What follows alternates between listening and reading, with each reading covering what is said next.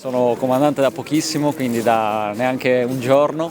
È un'emozione bellissima sempre incontrare le persone, perché quando siamo dentro i nostri velivoli, quindi dentro il nostro cockpit, chiaramente non c'è molto spazio per vivere le emozioni, ma bisogna essere concentrati sul volo e su quello che si fa. E incontrare le persone invece è poi quello che ti dà veramente la carica e l'energia per continuare a fare il nostro lavoro, perché vedere negli occhi delle persone l'emozione, la commozione e la gioia di vedere il tricolore nel cielo è qualcosa di davvero speciale e di cui ci sentiamo privilegiati. Assolutamente, questa è una serata importante, una serata per noi tradizionale, perché oltre ad essere, come diceva lei, appunto la sede del primo club Frecce Tricolori, vede anche coinvolti tutti gli altri club Frecce Tricolori d'Italia, quindi è per noi una grande occasione per rincontrare tutti e aver modo di ringraziarli.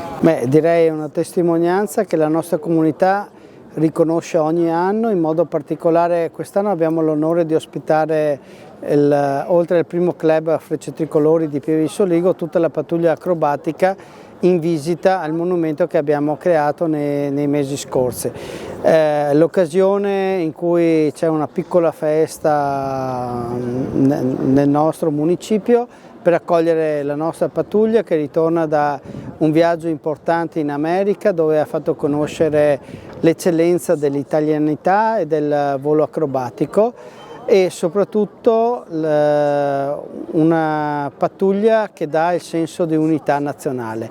Io credo che per Pieve di Soligo essere il primo club Frecce Tricolori sia un orgoglio intimo, un orgoglio assoluto, per l'intuizione di quelli che sono stati i presidenti e gli amici dei piloti all'epoca, che oggi si rinnova attraverso una comunità viva e partecipe. Per noi è una grande importanza perché è il 35° anno del nostro club, quindi siamo sempre stati legati molto alla pattuglia. Adesso, da quando siamo nati noi, ci sono 136 club in tutto il mondo. L'ultimo è Foggia, che questa sera è presente alla cena, quindi è molto importante per noi.